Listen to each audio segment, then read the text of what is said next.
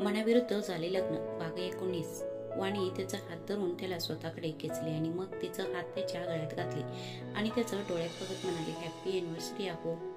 वाणी, तू सोड, अर्जुन तोंड फिरवत म्हणाला आणि वाणीने पुन्हा तिच्याकडे तोंड वळवले आणि त्याच्या डोळ्यांचे चुंबन घेतले. अर्जुन अजून थोडा रागावला होता, त्यामुळे तो काही प्रतिक्रिया दिला नाही आणि पुतळ्यासारखं तसंच उभा राहिला. आता वाणीने हळूच त्याचा गालाचे चुंबन घेतले. यावेळी अर्जुनने थोडेसे हसू लागला. आता वाणीने डोळे मिटले आणि अर्जुनच्या ओठांवर तिचे नाजूक ओठ फिरवून हळूच वाणीने त्याचा मानेचे चुंबन घ्यायला सुरुवात केली. आता अर्जुनलाही कंट्रोल करता आले नाही आणि तोही वाणीला मिठीत घेतला. वाणीच्या मानेला ओठाने स्पर्श करताच तिच्या ओठापर्यंत पोचला. दोघंही एकमेकांना प्रेमाने किस करू लागले. काही वेळाने दोघंही हसत हसत वेगळे झाले आणि अर्जुन तिला चिडवत म्हणाला, तू खूपच चॅप्टर निघालीस. नाही तर काय, मी तुम्हाला वाटते तितकं मूर्ख नाही. वाणीने चेहरा बारीक करून म्हटल्यावर अर्जुन निरागस चेहरा करून म्हणाला, अरे रे, तू मूर्ख आहेस हे मी कधी बोललो? हो, तुमचं तर विश्वासच बसत नाही ना. तुम्ही झोपायला चालले होते, वाणी चिडून म्हणाली. तेव्हा अर्जुन कान पकडून म्हणाला, ठीक आहे सॉरी, माझी चूक आहे. आता हा विषय इथे संपून झोपू. खूप उशीर झाला आहे आणि मग उद्या सकाळी चेकअपला जायचे आहे आपल्याला. हो, विसरलेच, चला झोपूया. वाणीने असे सांगताच अर्जुनने तिला आपल्या हातावर उचलून घेतला आणि बेडवर झोपवला. काही वेळात दोघेही एकमेकांच्या मिठीत झोपले. सकाळचे 10 वाजले होते. सगळे एकत्र नाश्ता करत होते तेव्हा ऋषभ म्हणाले, अर्जुन, आजच्या पार्टीसाठी तुम्हाला कुणाला बोलवायचे आहे? अर्जुन विचारला, कसली पार्टी बाबा? आकाश अर्जुनला चिडवत म्हणाला, छे छे, तुझी स्मरणशक्ती फारच खराब आहे. पुन्हा विसरलास की आज तुझं लग्नाचा वाढदिवस आहे, त्यामुळे पार्टी व्हायला हवी ना. यार प्लीज गप बसा, मला बोलू दे जरा, अर्जुन म्हणाला. तेव्हा ऋषभ अर्जुनकडे बघत म्हणाले, काय झालं अर्जुन, काही प्रॉब्लेम आहे का? नाही बाबा, मला फक्त आमचं संपूर्ण कुटुंब इथे हवंय. आकाश आणि त्रिशाई इथे आहेत. मग एक छोटीशी पार्टी करूया ना, त्यात फक्त घरातील लोकच असतील. अर्जुन म्हटल्यावर मीराही वाणीचा विचार करत म्हणाली, हो, हे चांगली गोष्ट आहे, कारण मोठ्या पार्टीत आम्हाला एकमेकांसोबत बसता येत नाही आणि बोलताही येत नाही. सगळा वेळ फक्त मध्येच जातो. आपण एकमेकांना वेळ देऊ शकू. ठीक आहे, मग घरी पार्टी करूया. घरच्यांसोबत गप्पा मारत बसून खूप दिवस झाले, ऋषभ हसत हसत म्हणाले. तेव्हा आकाश हसत म्हणाला, हो काका, आणि आपण अर्जुनवर खूप दिवस झाले गॉसिपही केली नाही. हो हो, ठीक आहे, गप्पा गोष्टी करा. आपण आता वाणी आणि मी काही कामासाठी बाहेर जात आहोत. अर्जुन म्हटल्यावर सगळ्यांचा नजर त्याच्याकडे वळल्या. सगळ्यांनी त्याचा पाय वळण्याआधीच मीराने अडवली आणि म्हणाली, ठीक आहे, तुम्ही दोघे बाहेर जा, तोपर्यंत आपण संध्याकाळची तयारी करू. नाही आई, तुम्ही पण चला फिरायला, वाणी एवढंच बोलली होती. अर्जुन ओठांवर बोट ठेवून तिला गप्प केला. त्याचं इशाऱ्यावर वाणी गप्प बसली आणि काहीच बोलली नाही. मग दोघंही दवाखान्याकडे निघाले. डॉक्टर वाणीला तपासत होते आणि अर्जुन बाहेर आतुरतेने वाट पाहत होता. डॉक्टरांनी काही सॅम्पल घेतले आणि नंतर काही फिजिकल टेस्ट करून दोघंही बाहेर आले. काय झालं डॉक्टर, सगळं ठीक आहे ना? मिस्टर कपूर, मी पॅथॉलॉजीचे काही सॅम्पल घेतले आहेत. थोडा वेळ थांबा, ते आल्यावर मी तुम्हाला कळवीन. डॉक्टरांनी इतकं सांगितल्यावर अर्जुन आणि वाणी कॅफ्टेरियात येऊन बसले. वाणीला खूप अशक्त आणि चक्कर येत होती, म्हणून ती खुर्चीला डोकं टिकून बसली. वाणी, तू ठीक आहेस ना? अर्जुन घाबरून विचारला. तेव्हा वाणी मंद सुरात म्हणाली, हो, मी ठीक आहे, मला जरा अशक्त वाटत आहे. मग एक काम करूया, घरी जाऊया, मी संध्याकाळी येऊन रिपोर्ट घेतो. आणि मग डॉक्टरांना सांगून दोघंही घरी निघाले. घरी पोचताच सर्वांनी वाणीला खोलीत नेऊन झोपवले. काही वेळाने वाणी झोपी गेली आणि अर्जुन खोलीतून बाहेर आला तेव्हा त्याला दिसले की सगळे त्याच्याकडे बघत आहेत. आता आम्हाला सर्वांना सत्य सांगावे लागेल, कारण वाणी गरोदर नसली तरीही तिला काळजीची गरज आहे, कारण तिची तब्येत पुन्हा बिघडत आहे. असं विचार करून अर्जुन थोडं सिरियस झाला आणि म्हणाला, मला तुम्हाला काहीतरी सांगायचे आहे. अर्जुनने सर्व हकीकत सर्वांना सांगितला आणि ती ऐकून सर्वजण खूप आनंदी झाले. तू आम्हाला खूप गोड बातमी सांगितलं आहेस. आता डबल सेलिब्रेशन होईल, ऋषभ आनंदाने म्हणाले. अर्जुन दुःखाने म्हणाला, पण बाबा, टेस्टचा रिपोर्ट अजून आला नाही, त्यामुळे मला 100% खात्री नाही. अर्जुन, आता मला कोणत्याही टेस्ट रिपोर्टची गरज नाही. मी तिला खूप दिवसापासून पाहत होते आणि आता तिची लक्षणे पाहून मी सांगू शकते ती गर्भवती असल्याची मला 100% खात्री आहे, मीरा आनंदाने म्हणाले. ही बातमी ऐकून वाणीच्या घरच्यांनाही खूप आनंद झाला. पण नंतर अर्जुन काहीतरी विचार करून म्हणाला, पण यावेळी तिची तब्येत बरी नसल्यामुळे तिला कोणी त्रास देणार नाही आणि रिपोर्ट येईपर्यंत कोणीही तिला सांगणार नाही की तुम्हा सर्वांना मी सगळं सांगितलं आहे. नाहीतर ती माझ्यावर रागवेल, कारण हे सगळं सांगण्याआधी तिला 100% खात्री हवी होती. काळजी करू नकोस, तिला काहीच करणार नाही आणि आपण मिळून तिची काळजी घेऊ, मीरा हसत म्हणाली. आणि अर्जुन निष्काळजी झाला. संध्याकाळ झाली होती. अर्जुन कुठेतरी जाण्याचं तयारीत असताना वाणी नुकतीच झोपेतून जागी झाली. अहो, कुठे चालला आहात? वाणीने डोळे चोळत विचारले तेव्हा अर्जुन हसत म्हणाला, एवढ्या लवकर विसरलीस? तुझे रिपोर्ट्स आणायचे आहेत ना? अहो, मी पण येतोय ना, वाणी म्हटल्यावर तो कडक स्वरात म्हणाला, अजिबात नाही. मी एकटा जाईन आणि तो बरेच उशीर झाला आहे, काही खाल्ले नाहीस म्हणून आधी काहीतरी का?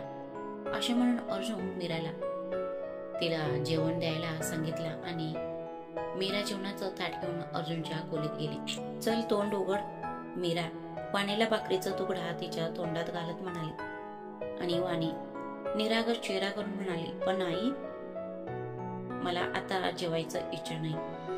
काही निमित्त काढू नको आणि तू तिला खायला घाल. मी काही कामासाठी बाहेर जात आहे, थोड्या वेळाने परत येईल, असे म्हणत अर्जुन बाहेर पडला आणि मीरा वाणीला स्वतःच्या हाताने खायला घातली. हॉस्पिटलमध्ये पोचल्यावर अर्जुन डॉक्टरांच्या केबिनमध्ये पोचला आणि डॉक्टरांनी वाणीचं रिपोर्ट हातात घेतले आणि गंभीरपणे म्हणाले, मिस्टर कपूर, मी वाणीचा रिपोर्ट तपासला आहे, पण काय डॉक्टर, सगळं ठीक आहे ना? अर्जुन घाबरून विचारला तेव्हा डॉक्टर त्याला सांगू लागले, खरं तर वाणी गरोदर आहे, पण ह्यासोबतच तिला ॲनिमिया देखील आहे. ह्या स्टेजमध्ये ॲनिमिया हे चांगले लक्षण नाही. तिची हिमोग्लोबिनची पातळी खूपच कमी आहे आणि ह्या टप्प्यात जर रक्त शरीरात जर ते नसेल तर मुलाच्या वाढीमध्ये अनेक समस्या उद्भवू शकतात. हे कसं शक्य आहे डॉक्टर? वाणी नेहमी योग्य आहार घेते, मग कसं? अर्जुन विचार करत म्हणाला, मिस्टर कपूर, वाणीने योग्य आहार घेतली असती तर हे घडले नसते आणि ही गोष्ट एका आठवड्यांची किंवा एका महिन्याची नाही. याआधी ती वाईट अवस्थेतून असावी, ज्यामुळे ती जेवत नसेल किंवा तिची जीवनशैली काही महिन्यापूर्वी बिघडली होती का? डॉक्टरांनी विचारल्यावर अर्जुनला आश्चर्य वाटले. म्हणजे हे सर्व माझ्यामुळेच घडले? अरे देवा, माझ्या हट्टीपणामुळे हे काय घडलं? हा, मला वाटतं तुम्ही बरोबर बोलत आहात डॉक्टर, हे सगळं माझ्यामुळे झालंय. माझ्यामुळे ती खूप उदास असायची, अर्जुन खाली पाहत म्हणाला. मग डॉक्टर कठोर शब्दात बोलले, पण आता असे होणार नाही मिस्टर कपूर, तुम्हाला तिची खूप काळजी घ्यावी लागेल, नाहीतर भविष्यात खूप कॉम्प्लिकेशन होईल. काळजी करू नका डॉक्टर, आतापासून मी तिची खूप चांगली काळजी घेईन, अर्जुन उदास स्वरात म्हणाला. मी तुम्हाला काही औषधांचे प्रिस्क्रिप्शन आणि डाएट चार्ट देत आहे. यासोबतच मी वाणीची एक फाईलची तयार करत आहे, ज्यामध्ये तिचे सर्व रिपोर्ट्स आणि तिच्या शरीराचे तपशील असतील. तिने काय खावे, तिने काय खाऊ नये, तिने काय करावे, काय करू नये, कोणता व्यायाम करावा आणि किती झोपावे वगैरे सर्व सूचना वेळेवर पाळल्या पाहिजेत. डॉक्टरांनी सूचना दिले आणि अर्जुन घाबरून म्हणाला, हे सर्व माझ्यावर सोडा डॉक्टर, तुम्ही सांगा तिला किंवा माझ्या मुलाला काही धोका नाही ना? वाणीने ह्या सर्व गोष्टी नीट पाळल्या आणि वेळेवर औषध घेतली तर ती लवकर बरी होईल, पण त्यात काही निष्काळजीपणा असेल तर मी काही सांगू शकत नाही, डॉक्टर म्हणाले. मी आता नेहमी तिच्या सोबत असेन आणि तिची औषधे आणि आहाराची काळजी मी स्वतः घेईन. अर्जुन हे सांगताच डॉक्टर हसल्याने म्हणाले, ती लवकर बरी होईल यात काही शंका नाही. आणि हो, अजून एक महत्वाची गोष्ट, सध्या तुम्हाला दर आठवड्याला चेकअपसाठी यावं लागेल. ठीक आहे डॉक्टर, मी सर्व काळजी घेईन. आता मी निघत आहे.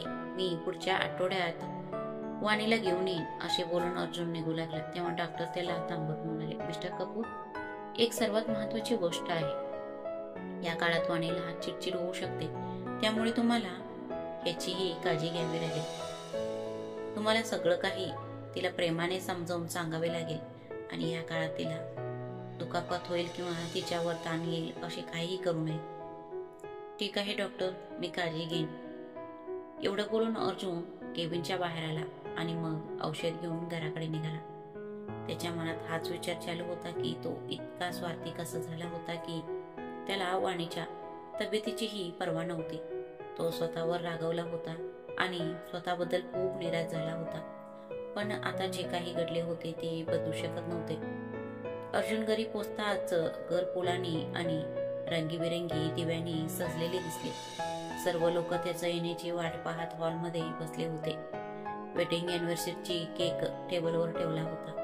लाल नेटची साडी नेसून वाणी ही खूप सुंदर दिसत होती. तिचे मोकळे केस वाऱ्यात पडपडत होती आणि डोळ्यांचे सौंदर्य अर्जुनला पुन्हा वेड लावत होते. तिचे गुलाबी ओठ आज फुलांच्या पाकळ्यांपेक्षाही चमकत होते. तिच्या डोळ्यातून जणू ती अर्जुन येण्याची वाट पाहत होती. ही सर्व तयारी पाहून अर्जुन त्याचा मूड सुधारला आणि ठरवला की तो घरातील सदस्यांना हा विषय कळू द्यायचा नाही, याबद्दल काहीही सांगणार नाही. अर्जुन येताच सर्वांनी हॅपी अॅनिव्हर्सरी म्हणायला सुरुवात केली. अर्जुनला पाहून वाणीलाही खूप आनंद झाला. तिने अर्जुनला भावाद्वारे रिपोर्ट विषयी विचारले असता अर्जुन तिला नंतर सांगू अशा हातावरे करून सांगितला. दोघांनी मिळून केक कापला आणि मग सर्वांनी मिळून केक खायला सुरुवात केली. सगळ्यांनी मिळून दोघांना भेटवस्तू दिल्या. दोघांनीही मोठ्यांचे आशीर्वाद घेतले आणि मग सगळे बसून बोलू लागले. माझ्याकडे अजून एक बातमी आहे तुम्हा सर्वांना. वाणी गरोदर आहे. तिचा रिपोर्ट पॉझिटिव्ह आला आहे. अर्जुन वाणीकडे बघत म्हणाला. घरातील सर्वांमध्ये आनंदाची लाट पसरली. सर्वजण त्या दोघांचेही अभिनंदन केले. अर्जुनने तिचा हात हातात घेतला. आता वाणीचं डोळ्यातून अश्रू येऊ लागले. ते पाहून अर्जुन तिचे अश्रू पुसताना म्हणाला, आता या अश्रूंना तुझ्या डोळ्यात स्थान नाही. आता मी तुला सुखातही रडू देणार नाही. वाणी काहीच बोलू शकली नाही आणि फक्त हसायला लागली. तिनेही अर्जुनचा हात घट्ट पकडले. तोपर्यंत मीराने वाणीच्या गालावर मायाने हात फिरवत म्हणाले, तुम्हा दोघांनाही खूप खूप शुभेच्छा. आज तुम्ही मला एकाच वेळी सर्व सुख दिले आहे. हो बाळा, तू आमच्या घराच्या वारसदाराला जन्म देणार आहेस. यापेक्षा मोठं आनंद आमच्यासाठी दुसरं असू शकत नाही. तू नेहमी आनंदी राहो हीच ईश्वरचरणी प्रार्थना. वाणीचं डोक्याला प्रेमाने हात लावत ऋषभ म्हणाले, I am so happy for you Vani, पण तुला स्वतःची पूर्ण काळजी घ्यावी लागेल. त्रिशाने वाणीला मिठी मारताना असं म्हटल्यावर वाणी हसत म्हणाली, तू आहेस ना त्यासाठी. काळजी घेतल्याशिवाय तू कुठे सोडणार आहेस मला. हो तेही आहेच, त्रिशा हसत म्हणाली. अभिनंदन वहिनी, आकाश आनंदाने म्हणाला आणि मग अर्जुनला मिठी मारत म्हणाला, आता तरी सुधर बाळा, नाहीतर जो तुला सुधरेल तो लवकरच येणार आहे. बर, तू कुठे अजून सुधारला आहेस. अर्जुन काही बोलला तेव्हा आकाश हसला आणि म्हणाला, मी कधी बिघडलो. हे ऐकून सगळे हसायला लागले. वाणीच्या आई वडिलांनाही खूप आनंद झाला. त्यांनीही वाणी आणि अर्जुन यांना भरपूर आशीर्वादही दिले. पण ह्या सगळ्यात अर्जुन अजूनही अस्वस्थ होता आणि वाणीलाही त्याचं बोलण्यातून सर्व काही समजत होते. सर्वांनी एकत्र जेवण केले. मीराने वाणीला हेल्दी जेवण दिले आणि मग सगळ्यांनी काही वेळ मजा केली आणि मस्करी केली आणि आपापल्या खोलीत आले. पण अर्जुन अजूनही लॅबीत बसून वाणीची फाईल आणि डाएट चार्ट वाचत होता. त्याला खूप वाईट वाटले, पण त्याला हे सर्व वाणीला सांगायचे नव्हते. म्हणूनच तो हा टप्प्यात एकटाच लढत होता. त्याच्या डोळ्यातून अश्रू वाहत होते आणि मन खूप अस्वस्थ वाटत होते. थोड्या वेळाने मीरा पाणी पिण्यासाठी किचनच्या दिशेने जाऊ लागली. तेव्हा तिला दिसले की अर्जुन अजूनही लॅबीत बसला होता. ती लगेच त्याच्या जवळ आली आणि तिने पाहिले की अर्जुनच्या डोळ्यातून अश्रू वाहत होते. ते बघून मीरा अर्जुन जवळ बसली आणि घाबरून म्हणाली, काय झालं बाळा? तू ठीक आहेस ना? तू इथे का बसला आहेस आणि तुझ्या डोळ्यात हे अश्रू? अर्जुन गुडघ्यावर बसला आणि मीराला घट्ट मिठी मारला आणि डसाडसा रडू लागला. हे पाहून मीराला आणखीनच अस्वस्थ वाटू लागले. सांग बाळा, काय झालं? वाणी ठीक आहे ना? मीराने विचारल्यावर अर्जुन रडत रडत सगळं सांगितलं. सुरुवातीला मीराला ही काळजी वाटली, पण अर्जुन घाबरलेला पाहून तिने हिंमत एकवटली आणि म्हणाली, काहीही झालं तरी आपण ते बदलू शकत नाही, परंतु आता आपण काय करू शकतो ह्याचा विचार कर. तू वाणीची काळजी घे, तिला भरभरून प्रेम दे आणि नंतर योग्य काळजी आणि आहार घेतल्याने ती पूर्णपणे बरी होईल, असेही डॉक्टरांनी सांगितले आहे. म्हणून आता रडणी थांबव आणि तिच्याकडे जा. तिला आता तुझी गरज आहे. ती ठीक असेल ना आई? मीराने रडतच कपाळचे चुंबन घेतले आणि म्हणाली, ती लवकरच बरी होईल. माझा तुझ्यावर पूर्ण विश्वास आहे. तू तिला कधीही काहीही होऊ देणार नाहीस. मी वाणीकडे जातोय आई, असे बोलून अर्जुन तिथून निघून गेला आणि खोलीत पोचताच त्याला आश्चर्य वाटले. खोलीवर सुंदर दिवे जळत होते. वाणीने गुलाबी नाईट गाऊन घातली होती आणि ती एका स्टूलवर उभी होती आणि झुंबरच्या मेणबत्त्या पेटवत होती. ते पाहून त्याने वाणी असं वरडला. हे ऐकून वाणी घाबरली आणि तिचा तोल बिघडू लागला. ती पडणारच असते. अर्जुन धावत येऊन तिला पकडला. वाणी त्याच्या हातावर पडली आणि वाणी घाबरून डोळे मिटले. अर्जुन थोडा वेळ तिचा निरागस चेहऱ्याकडे बघत राहिला आणि मग तिला तोड रागवला. वेडी आहेस का?